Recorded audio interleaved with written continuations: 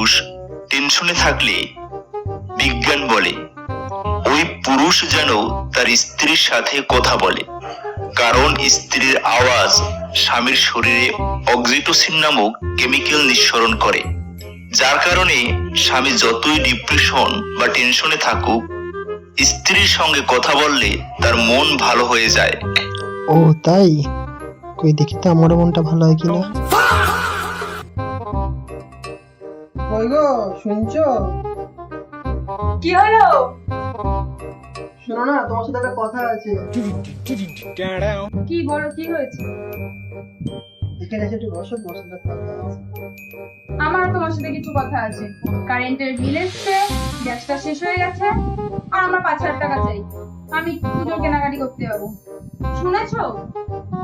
দাও টাকাটা দাও। मतलब वो अलग ही लेवल का बंदा था। তুমি কি করছিলে? রাতে রান্না।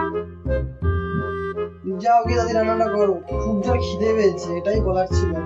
ঠিক আছে।